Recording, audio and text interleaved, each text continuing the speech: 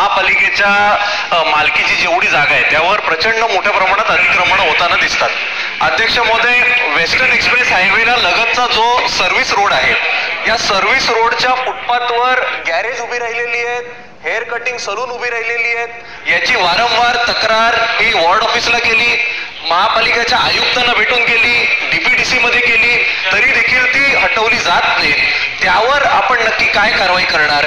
जसं सन्माननीय सदस्य सागर साहेबांनी विचारलं की जे अधिकारी काम करत नाहीत या अधिकाऱ्यांवर आपण एमआरटीपी अंतर्गत कुठली कारवाई करणार का? माझा दुसरा प्रश्न असा आहे की एक मोडस ऑपरेंडी सगळीकडे कॉमन दिसते. जेव्हा कधी अधिकारी हे तोडायला जातात तेव्हा बरोबर बायकांचा झुळका घेऊन कोणतरी तिकडे पुढे येतं, ती तात्पुरती ती कारवाई थांबवतं आणि अधिकारी तेवढं सांगतात की प्रचंड मोठा लोकांचा विरोध होता त्यामुळे आम्ही ते तोडू शकलो नाही.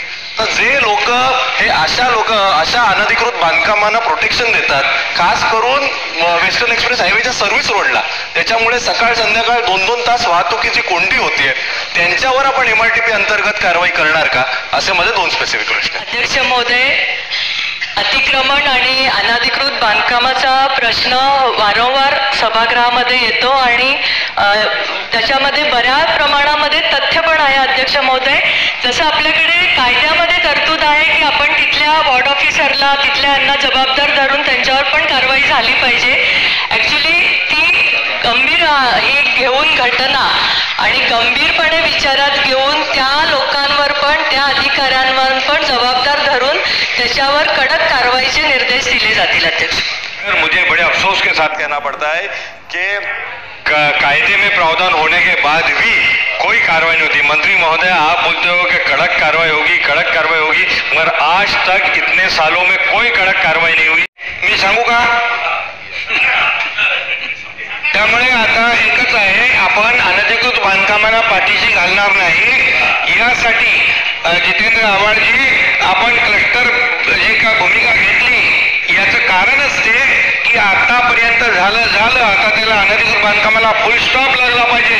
कुठेही आम्ही तर सांगून ठेवले सगळ्या आयुक्तांना, तुम्ही प्लिंथच तोडून टाका, पुढे वर येताच कामा नये. त्यामुळे बिलकुल अनधिकृत बांधकामांना पाठीशी सरकार घालणार नाही आणि जे कोणी अधिकारी या बाबतीमध्ये पाठीशी घालत असतील तर त्यांची चौकशी करून कारवाई केली जाईल. महोदय, सन्माननीय सदस्यांनी जो प्रश्न उपस्थित केला त्या बाबतीमध्ये मी अगोदरच उत्तर दिले की आयुक्तांना निर्देश आपण दिलेले आहेत आणि त्याप्रमाणे जिथं जिथं अनधिकृत बांधकामं आहेत त्याची यादी बनवून फुटपाथवर असलेली बांधकामं ही सगळी यादी करून आपण त्यांच्यावर कारवाई करू. जे नागरिकांच्या अधिकाराचं आहे हे अधिकार नागरिकांना मिळाले पाहिजे. की सुप्रीम कोर्टच्या आदेशानुसार पावसाळी काळात आपल्याला निष्कासन करता येत नाही, या संदर्भात पण आपल्याला लक्ष ठेवायची गरज आहे. त्यामुळे आपण दिलेल्या ज्या कंप्लेंट असतील त्या संदर्भातली कारवाई जर का ती झोपडपट्टी असेल तर पावसाळ्यानंतर करायला लागेल, त्याची शासन दखल घेईल.